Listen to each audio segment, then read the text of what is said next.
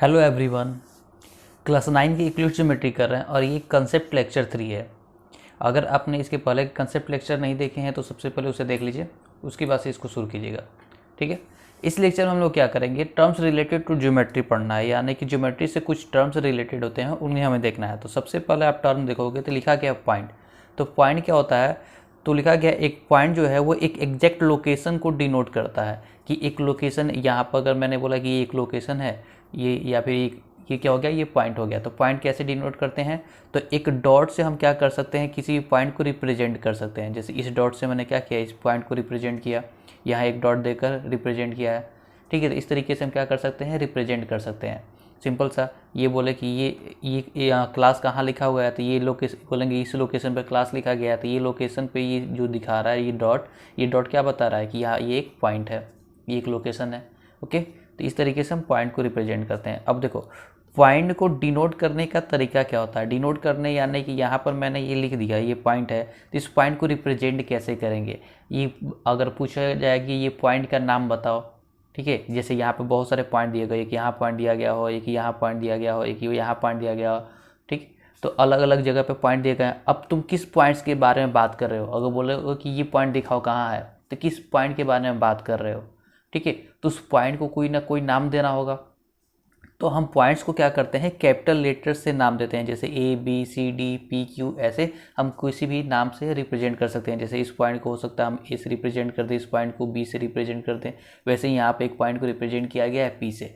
तो पॉइंट को रिप्रेजेंट करने का मतलब होता है ताकि हम उसे आसानी से बोल सकें, हम आसानी से जान पाए कि कौन से पॉइंट के बारे में बात किया जा रहा है। जैसे अगर मैं बोलूँ कि पॉइंट पी बताओ कहाँ है, तो आसानी से बता सकते हो, यहाँ है पॉइंट ए, यहाँ है पॉइंट पी, यहाँ है। इस वजह से हम पॉइंट को रिप्रेजेंट करते हैं, डिनोट कराते हैं किसे, तो कैपिटल लेटर से डिनोट करेंगे। ओके, अब बढ़ते हैं लाइन सेगमेंट की तरफ। लाइन सेगमेंट क्या होता है, तो देखो सिंपल सा लिखा गया है, एक स्ट्रेट पाथ, एक स्ट्रेट होना चाहिए, पाथ होना चाहिए बिटवीन टू पॉइंट, दो पॉइंट्स के बीच में, इज कॉल्ड लाइन सेगमेंट।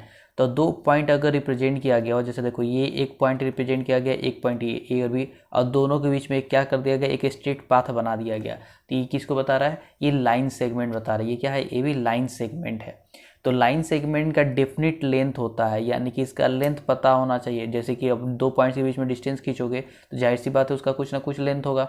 हो सकता है कि 6 सेंटीमीटर, हो सकता है 7, हो सकता है 10, हो सकता है 1 किलोमीटर, हो सकता है 2 किलोमीटर, कुछ भी हो सकता है। तो इसका एक डेफिनिट लेंथ होता है, यानी कि फिक्स लेंथ होता है। ठीक है, अब इसको रिप्रेजेंट कैसे करते हैं, तो देखो रिप्रेजेंट करने के लिए हम क्या करते हैं, जैसे नाम, इसको कैपिटल लेटर से पॉइंट को रिप्रेजेंट करते हैं, सिंपल सी बात है। तो दो पॉइंट तो है यहाँ पे, तो एक चीज़ याद रखना है कि लाइन सेगमेंट के दो इंड पॉइंट होते हैं। कितने इंड पॉइंट, दो इंड पॉइंट होते हैं, क्योंकि यहाँ पे और यहाँ पर दो जगह पे पॉइंट है और दोनों जगह पे जाके क्या हो गया, खत्म हो गया। इसको एक्सटेंड नहीं कर सकते हैं। ठीक है, अगर एक्सटेंड करेंगे तो ये नया बन जाएगा। अगर इसको एक्सटेंड करोगे और फिर से इसका इंड पॉइंट होगा तो ये ए भी नहीं है, ये कुछ और हो गया। ठीक है, हो सकता है इसको नाम सी डी दे दिए, तो इसका इंड पॉइंट ये सी और इसका इंड पॉइंट डी है, और इसका जो लेंथ होगा वो जाहिर सी बात है ए बी से क्या होगा, ज़्यादा होगा। अगर छोटा बनाता तो ए बी से क्या होता, छोटा होता। तो इसका लेंथ फिक्स होगा। रिप्रेजेंट करने का तरीका क्या है, तो नाम लिखते हैं दोनों इंड पॉइंट का और दोनों पे एक लाइन बना देते हैं। ओके, तो इस तरीके से रिप्रेजेंट करते हैं। हम चाहे तो बी एस भी लिख सकते थे, उसके ऊपर एक लाइन खींच दिए, तो ये लाइन जो होगा, ये ऊपर जो लाइन है वो किसको बता रहा है कि ये लाइन सेगमेंट है। और कौन सा लाइन सेगमेंट, तो ए बी है या फिर बी ए है। सेम वैसे ही अगर पी क्यू को रिप्रेजेंट करना हो तो क्या लिख सकते थे, पी क्यू को डिनोट करना था तो पी क्यू, इसके ऊपर लाइन खींच देते, या फिर क्या करते, क्यू पी लिख कर लाइन खींच देते। ठीक है, सेम वैसे ही सी डी को भी रिप्रेजेंट कर सकते हैं। ओके, आगे बढ़ते हैं रे की तरफ। अब सुनो रे क्या होता है। रे भी सिंपल सा बात लिखा गया है, एक लाइन सेगमेंट ए बी, जैसे कि लाइन सेगमेंट ए बी है यहाँ पे, सेम वैसे ही व्हेन एक्सटेंडेड, जब एक्सटेंड किया जाए यानी बढ़ाया जाए, इनडेफिनेटली, इनडेफिनेटली यानी कि अनंत तक बढ़ाया जाए। अनंत तक बढ़ाने यानी बढ़ाते जा रहा है, पता नहीं है कहाँ तक जाना है। ठीक है, बस बढ़ा रहे हैं। ठीक है, जा रहे हैं, ख़त्म नहीं होना चाहिए। ठीक है, वन डायरेक्शन, किसी एक डायरेक्शन में ही बढ़ाना है, इज द रे ए बी। इसको क्या बोलेंगे, रे ए बी बोलेंगे। यहाँ पर देखो, तो यहाँ पर बोला गया है केवल एक्सटेंड करना है और इनडेफिनेटली इन वन डायरेक्शन, केवल एक ही डायरेक्शन में एक्सटेंड करना है। तो एक डायरेक्शन तो एक तो पॉइंट फिक्स होगा, ये तो इन पॉइंट होगा, और दूसरी तरफ हम क्या करें, इसको इंक्रीज करते जा रहे हैं, इंक्रीज करते जा रहे हैं, इंक्रीज करते जा रहा है। अब बढ़ाते जाएंगे, कहीं ख़त्म होगा क्या, नहीं। तो रे क्या होता है, रे को हम लोग कॉपी पे या फिर पेपर पे हम ड्रॉ नहीं कर सकते हैं। रे कैन नॉट बी ड्रॉ। ठीक है, ड्रॉ तो नहीं कर सकते हैं। तो फिर यहाँ पे तो बनाया गया है, ये क्या है, तो ये एक्चुअल में रे को रिप्रेजेंट किया गया है, केवल ये बताया गया कि ये किसी रे को रिप्रेजेंट कर रहा है। ये तो इंडेफिनिटली एक्सटेंड करना था ना, क्या बोला था, इंडेफिनिटली एक्सटेंड होना चाहिए एक डायरेक्शन में, तो एक डायरेक्शन में तो एक्सटेंड कर रहे हैं, लेकिन इन्फिनाइट तक पहुँच गए हैं क्या, इन्फिनाइट तक तो नहीं पहुँचे हैं अभी भी। ठीक है, तो बस ये रे को रिप्रेजेंट कर रहा है कि ये रे का एक छोटा सा हिस्सा दिखाया जा रहा है। ठीक है, तो पेपर पे हम क्या करते हैं या फिर कॉपी पे या फिर बोर्ड पे कहीं पर भी हम केवल उसे रिप्रेजेंट कर पाते हैं, उसे ड्रॉ नहीं कर सकते हैं। हाँ, बहुत बार बोला जाता है कि रे को ड्रॉ करने के लिए, तो वहाँ पर रे ड्रॉ करने का सिंपल मतलब ये बोला जा रहा है कि रे को रिप्रेजेंट करो। ठीक है, क्योंकि रे को एक्चुअल में हम ड्रॉ नहीं कर पाएंगे, क्योंकि इन्फिनाइट तक तो हम जाएंगे नहीं। ओके, अब बात करते हैं, तो इसका कुछ लेंथ फिक्स होगा क्या, तो लेंथ फिक्स नहीं होगा। क्यों, क्योंकि इसको तो इन्फिनाइट तक लेकर जा रहे हैं, तो इसका लेंथ तो पता ही नहीं है कि 1 किलोमीटर जाएंगे, 2 किलोमीटर जाएंगे, 3 किलोमीटर, 10 किलोमीटर, 1000, 10,000, लाख, कितना किलोमीटर जाएंगे वो पता ही नहीं है। तो इसका लेंथ जो होता है वो फिक्स नहीं होता है, नो डेफिनिट लेंथ। लेकिन इसके एक इंड पॉइंट होता है, एक इंड पॉइंट, क्योंकि ये तो फिक्स है ना, इधर तो हम एक्सटेंड नहीं कर रहे हैं, तो ये इंड पॉइंट है। और अगर रे ए बी की बात करें तो इसमें एक इंड पॉइंट कौन है, ए। ठीक है, तो रे ए बी को इस तरीके से रिप्रेजेंट कर रहे हैं। देखोगे रे जो है किधर एक्सटेंड हो रहा है, बी की तरफ, तो बी की तरफ एरो बना हुआ है, ए की तरफ इंड पॉइंट है, इसलिए ए की तरफ कोई एरो नहीं है। वैसे ही अगर इस ए बी को रिप्रेजेंट करना हो तो देखो बी की तरफ इंड पॉइंट है और ए की तरफ एरो है, यानी कि एक तरफ एक्सटेंड कर रहा है। तो इसको कैसे रिप्रेजेंट करेंगे, तो ये बी ए लिखेंगे और इसको ऐसे रिप्रेजेंट करेंगे, यानी कि ये क्या बता रहा है कि ए वाला एक्सटेंड कर रहा है इन्फिनाइट तक, बी के पास क्या है, इंड पॉइंट है। इसको भी रिप्रेजेंट करना हो तो कैसे करेंगे, इसको क्यू पी से रिप्रेजेंट करते हैं, क्यू पी इंड पॉइंट है और पी की तरफ हम क्या करेंगे, लाइन को एक्सटेंड कर रहे हैं। ओके, इस रे को क्या कर रहे हैं, पी की तरफ एक्सटेंड कर रहे हैं। ओके, आगे बढ़ते हैं। अगला टर्म जो है वो है लाइन। लाइन क्या होता है, तो एक लाइन सेगमेंट ए बी को when extended indefinitely in both direction, ray में क्या था, केवल एक डायरेक्शन में कर रहे हैं, और यहाँ पे बोथ डायरेक्शन में, दोनों डायरेक्शन में अगर उसको एक्सटेंड करते हैं, कहाँ तक, इंडिफिनिटली, यानी अनंत तक अगर एक्सटेंड करेंगे तो क्या बन जाएगा, लाइन बन जाएगा। तो देखो ए बी है और इधर भी एक्सटेंड कर रहे हैं, इधर भी एक्सटेंड कर रहे हैं, एक्सटेंड करते जा रहे हैं दोनों तरफ, तो क्या होगा, ये लाइन बनेगा। तो लाइन को भी हम क्या कर सकते हैं, कॉपी पर ड्रॉ कर पाएंगे, पेज पर ड्रॉ कर पाएंगे या बोर्ड पे, तो कहीं पर भी हम ड्रॉ नहीं कर पाएंगे। इसको भी क्या करते हैं, इसको भी हम रिप्रेजेंट करते हैं, क्या करते हैं, रिप्रेजेंट करते हैं किसी भी पेपर पे, कॉपी पे, बोर्ड पे। ठीक है, क्योंकि ये तो इंडेफिनिटली जाना चाहिए, इन्फिनाइट तक जाना चाहिए, तो इन्फिनाइट तक जाएगा, हमें पता ही नहीं है इन्फिनाइट है कहाँ, तो हम तो बस एक्सटेंड करते जाएंगे, करते जाएंगे, करते जाएंगे, होगा ही नहीं, कहीं उसके लास्ट तक पहुँच पाएंगे क्या, नहीं पहुँच पाते हैं। ठीक है, इन्फिनाइट हमें पता ही नहीं है कहाँ पे है, क्यों, तो हम इसे क्या करते हैं, कितना भी एक्सटेंड करेंगे तो बढ़ा नहीं सकते हैं, तो इसको कहीं पर भी हम ड्रॉ तो नहीं कर सकते हैं, इसको क्या करते हैं, रिप्रेजेंट करते हैं। और सेम ये भी होगा कि जहाँ पर भी आपको लाइन ड्रॉ करने के लिए बोले तो वहाँ पे एक्चुअल उसका मीनिंग क्या हो रहा है, वो रिप्रेजेंट करने के लिए बोल रहा है। इसका इंड पॉइंट है, तो इंड पॉइंट तो है नहीं, क्योंकि हमें पता ही नहीं है जाकर ख़त्म कहाँ हो रहा है, तो इसका कोई भी इंड पॉइंट नहीं होता है। जबकि रे में एक जगह क्या था, फिक्स था कि एक ही तरफ एक्सटेंड करा था, दूसरी तरफ फिक्स था कि वही इंड पॉइंट है, उस साइड तो एक्सटेंड नहीं कर रहा था। इसका भी लेंथ फिक्स नहीं होगा, क्योंकि हमको पता ही नहीं है कि 1 किलोमीटर बनाना है, 10 किलोमीटर तक जाना है, हमें पता ही नहीं है, तो इसका लेंथ क्या होता है, फिक्स नहीं होता है, नो डेफिनिट लेंथ। ओके, अब इसको रिप्रेजेंट कैसे करेंगे, तो इसको रिप्रेजेंट करते हैं, लिखते हैं लाइन ए बी को, तो ए बी लिखेंगे, और इसमें क्या करेंगे, रे में एक तरफ एरो बनाते थे क्योंकि वो एक तरफ एक्सटेंड करता था, ये तो दोनों तरफ एक्सटेंड कर रहा है ना, तो दोनों तरफ एरो बनाएंगे, तो इस तरीके से रिप्रेजेंट करते हैं हम लाइन को। ओके, अब देखो लाइन को कुछ टाइम क्या किया जाता है, कभी कभी स्मॉल लेटर से भी रिप्रेजेंट किया जाता है, जैसे कि यहाँ पर दिखाया गया है, एक लाइन बनाया गया है और एम से रिप्रेजेंट किया गया है। तो कभी कभी हम क्या करते हैं, लाइन को हम क्या करते हैं, स्मॉल लेटर से भी रिप्रेजेंट करते हैं, जैसे एल, एम, एन, इन सब से भी हम क्या कर सकते हैं, रिप्रेजेंट कर सकते हैं। तो लाइन को रिप्रेजेंट करने के दो तरीके हैं, एक तो तरीका ये है और दूसरा जो तरीका है स्मॉल लेटर से है, और सबसे ज़्यादा जो यूज होगा वो स्मॉल लेटर वाला ही यूज होगा लाइन के लिए। बाकी सब के लिए जो बताया गया वो यूज होगा, लेकिन लाइन के लिए सबसे ज़्यादा स्मॉल लेटर का ही यूज किया जाएगा। ओके, आगे बढ़ते हैं। आगे जो हमें पढ़ना है वो है एक incidence axiom of line, line से रिलेटेड कुछ एक्सियम्स। अब एक्सियम तो आपको पता है क्या, तो एक ऐसे स्टेटमेंट होता है जो हमेशा क्या होता है, सच होता है, ट्रूथ होता है, और उसी किसी भी तरह की प्रूफ की आवश्यकता नहीं है। ठीक है, उस तरह की कंडीशन को बोलते हैं एक्सियम। अब यहाँ पे जो सबसे पहला एक्सियम लिखा गया है, a line contains infinitely many points. एक लाइन के पास क्या होता है, इन्फिनिट मेनी पॉइंट्स होता है, बहुत सारे पॉइंट्स होते हैं। तो देखो अगर मैं यहाँ पर रिप्रेजेंट करूँ एक पॉइंट, तो ये एक पॉइंट हो गया, 2 पॉइंट, 3, 4, 5, 6, 7, 8, 9, 10, 11 ऐसे अगर रिप्रेजेंट करते जाऊँ, ठीक है। तो इसमें तो अगर इसको जूम करके देखेंगे तो उसके अंदर भी तो हम और भी पॉइंट्स क्या कर सकते हैं, बैठा सकते हैं ना। और इस सब से अगर एक पास ये सबको पॉइंट्स को ज्वाइन करें तो क्या बन जा रहा है, एक लाइन बन जा रहा है, ठीक है। तो इस तरह के तो एक लाइन आराम से बन सकता है। तो इसमें कितने पॉइंट्स हम इसको काउंट कर सकते हैं, क्या नहीं काउंट कर सकते हैं। इसलिए बोला जा रहा है कि इसके पास क्या होते हैं, इन्फिनिटली मेनी पॉइंट्स होते हैं, पॉइंट्स काफ़ी ज़्यादा होते हैं, हम उसको काउंट नहीं कर सकते हैं। बात समझ में आई। आगे बढ़ते हैं। दूसरा क्या है, थ्रू ए गिवन पॉइंट, एक अगर पॉइंट दिया गया तो infinitely many lines can be drawn, तो इससे बहुत सारे लाइन हम पास करा सकते हैं। तो एक लाइन ड्रॉ करा दिए, 2 लाइन पास करा दिए इसी पॉइंट से, 3 लाइन पास करा दिए, 4 लाइन पास करा दिए, और भी बहुत सारा लाइन पास कराया जा सकता है, ठीक। तो एक लाइन से हम क्या कर सकते हैं, सॉरी एक पॉइंट से हम क्या कर सकते हैं, इन्फिनिटली मेनी लाइंस को ड्रॉ किया जा सकता है। अगला तीसरा है क्या है, one and only one line can be drawn to pass through 2 given point.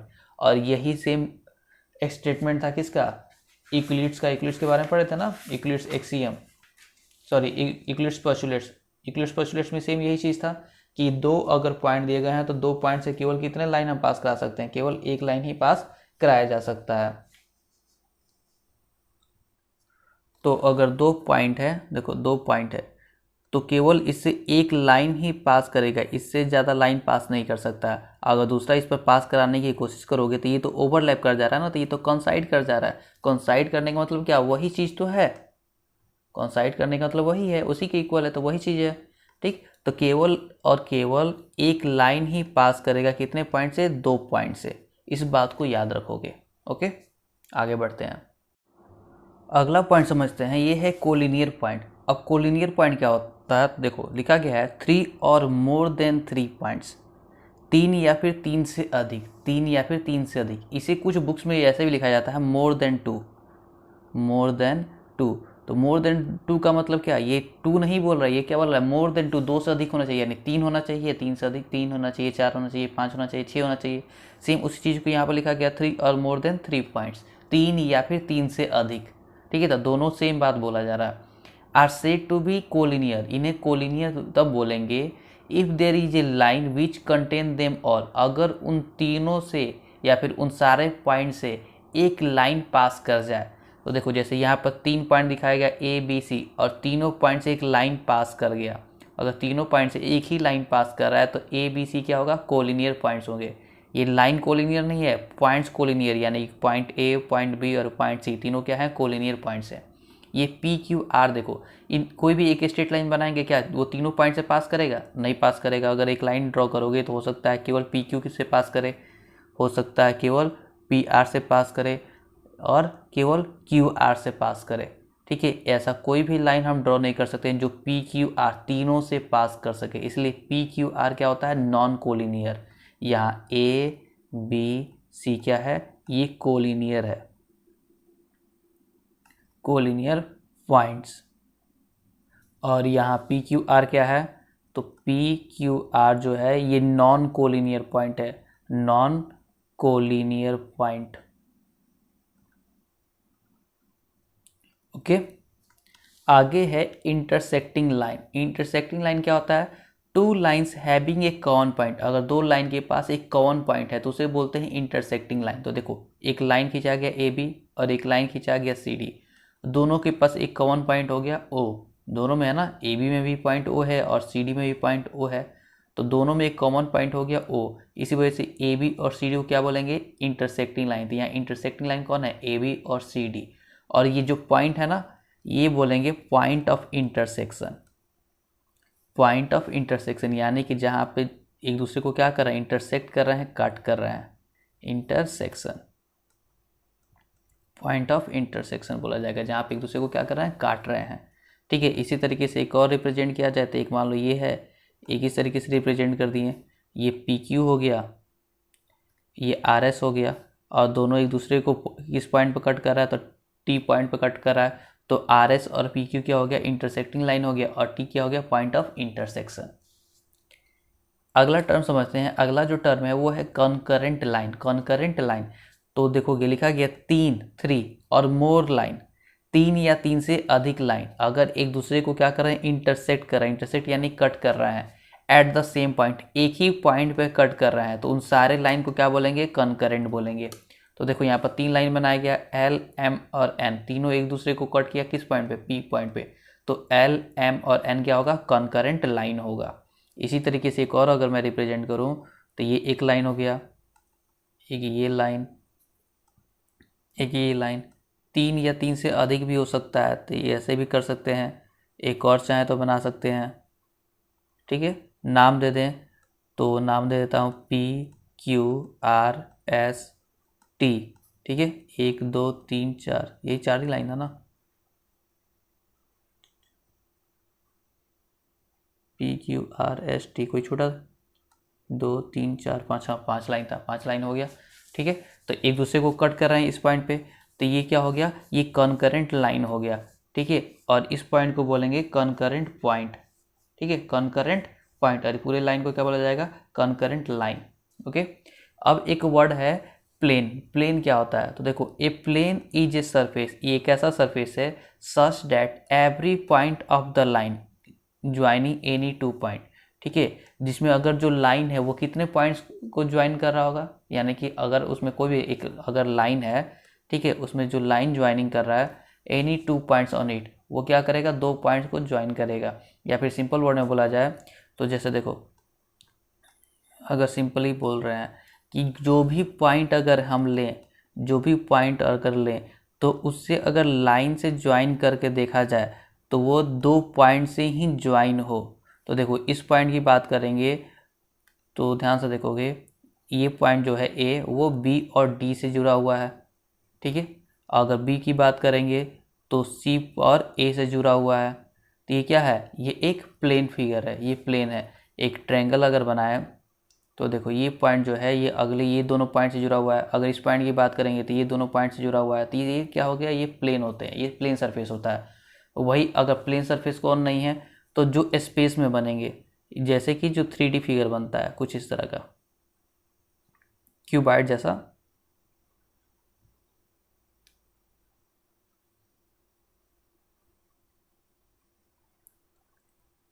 ठीक, तो ये देखो ये जो पॉइंट होगा वो कितने पॉइंट से जुड़ा, एक इस पॉइंट से, एक इस पॉइंट से, और एक इस पॉइंट से, तो 3 पॉइंट से जुड़ गया ना।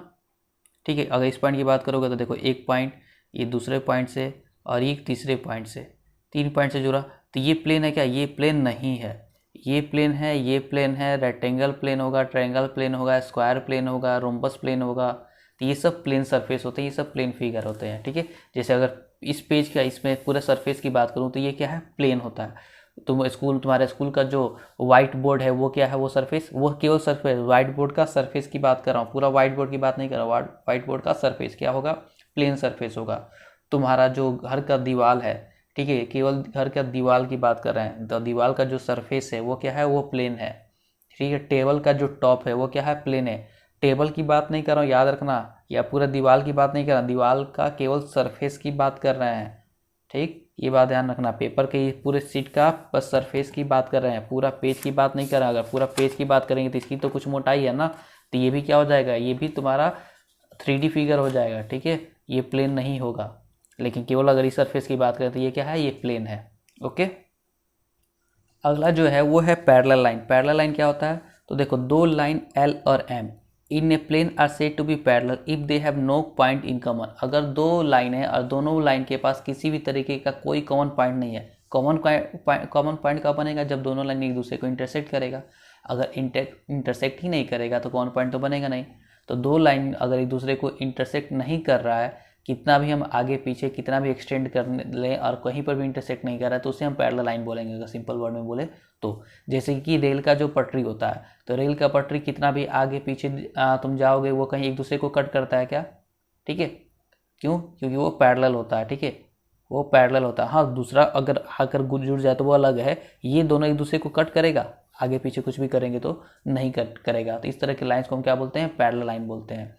ठीक है, तो यहाँ पर दो लाइन दिखाया गया एल और एम। एल और एम क्या है, आपस में पैरेलल है। पैरेलल क्यों है, क्योंकि दोनों को हम कितना भी आगे पीछे एक्सटेंड करें ये एक दूसरे को कट नहीं करने वाला है। ठीक, दूसरा तरीके से अगर बोला जाए तो दो पैरेलल लाइन के बीच का जो डिस्टेंस होता है हमेशा सेम होता है। अगर इन दोनों के बीच का परपेंडिकुलर डिस्टेंस निकाला जाए, ठीक है, तो परपेंडिकुलर डिस्टेंस हमेशा क्या होगा, सेम होगा। अगर यहाँ पे 5 सेंटीमीटर है तो यहाँ पर भी 5 सेंटीमीटर होगा, ये भी 5 सेंटीमीटर होगा। तो अगर इस तरह का सिचुएशन है तो उसे क्या बोलते हैं, पैरेलल लाइन बोलते हैं। इस चीज़ को याद रखोगे।